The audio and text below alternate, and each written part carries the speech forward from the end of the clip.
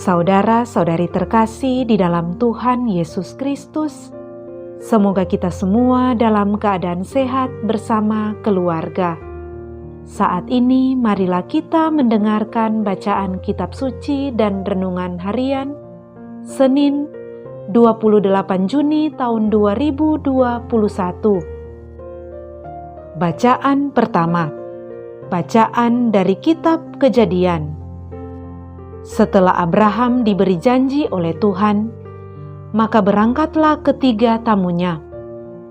Mereka mengarahkan pandangannya ke Sodom, dan Abraham mengantarkan mereka. Berpikirlah Tuhan, apakah aku akan menyembunyikan kepada Abraham apa yang akan kulakukan ini? Bukankah sesungguhnya Abraham akan menjadi bangsa yang besar serta berkuasa, dan oleh dia segala bangsa di atas bumi akan mendapat berkat?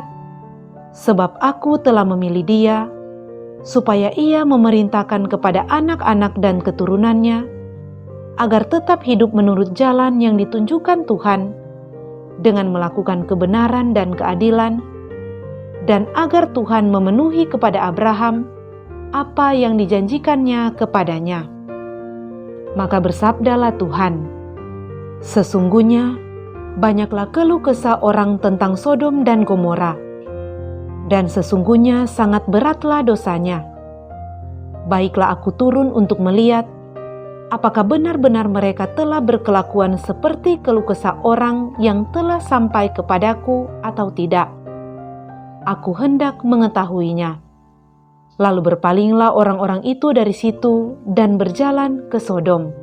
Tetapi Abraham masih tetap berdiri di hadapan Tuhan. Abraham datang mendekat dan berkata, "Apakah engkau akan membinasakan orang benar bersama dengan orang jahat? Bagaimana sekiranya ada 50 orang benar dalam kota itu? Apakah engkau akan membinasakan tempat itu? Tidakkah engkau mengampuninya demi ke-50 orang benar yang ada di dalamnya itu? Jauhlah kiranya daripadamu untuk berbuat demikian, membunuh orang benar bersama dengan orang jahat, sehingga orang benar itu seolah-olah sama dengan orang jahat. Jauhkanlah kiranya yang demikian daripadamu. Masakan hakim segenap bumi tidak menghukum dengan adil? Tuhan bersabda, jika kudapati 50 orang benar dalam kota Sodom, aku akan mengampuni seluruh tempat itu demi mereka." Abraham menyaut, "Sesungguhnya aku telah memberanikan diri berkata kepada Tuhan, walaupun aku debu dan abu. Sekiranya kurang 5 orang dari ke-50 orang benar itu, apakah engkau akan memusnahkan seluruh kota itu karena yang 5 itu?" Tuhan bersabda, "Aku takkan memusnahkannya, jika kudapati 45 di sana."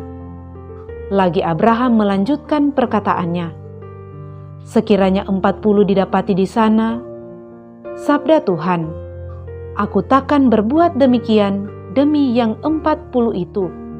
Kata Abraham, "Janganlah kiranya Tuhan murka kalau aku berkata sekali lagi, sekiranya 30 yang didapati di sana." Sabda Tuhan, "Aku takkan berbuat demikian jika kudapati 30 di sana."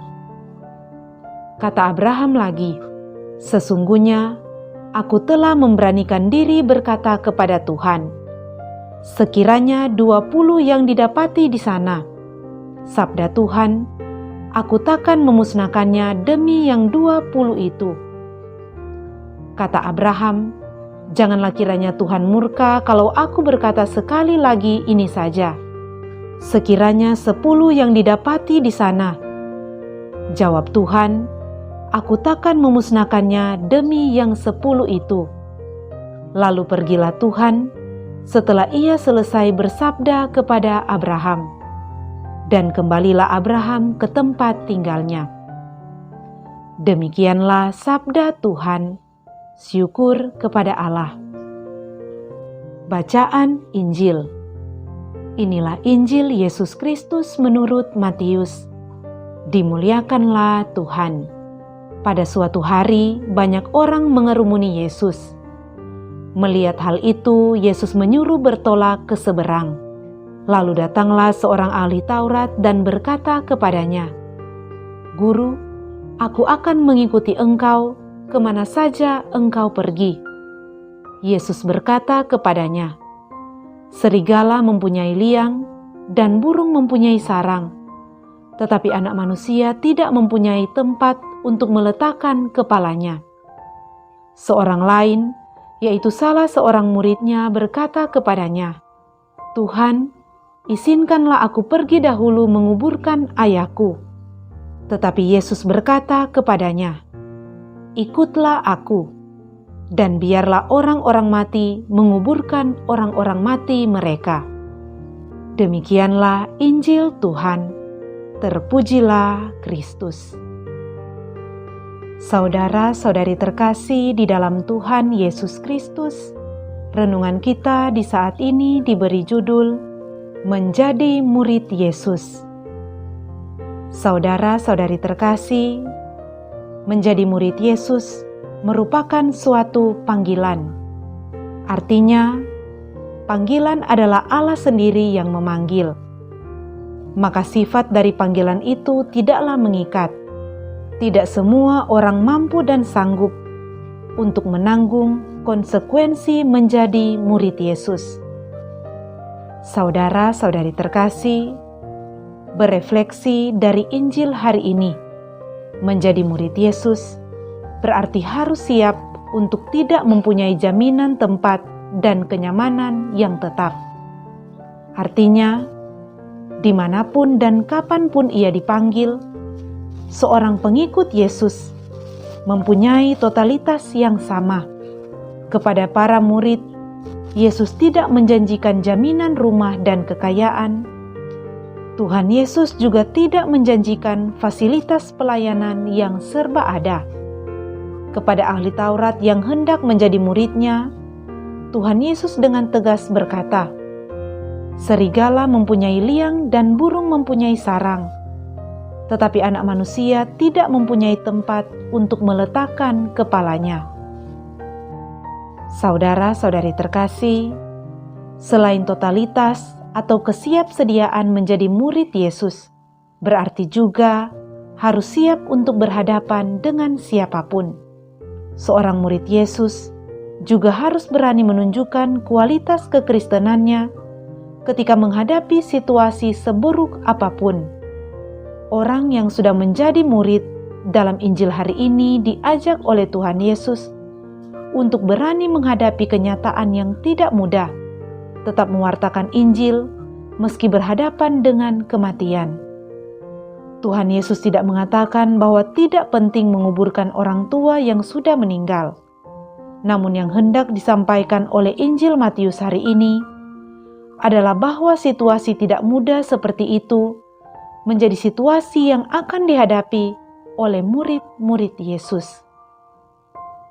Sehingga ketika berhadapan dengan situasi seperti itu, seorang pengikut Yesus atau seorang Kristiani hendaknya tidak terlalu larut dalam duka dan kesedihan.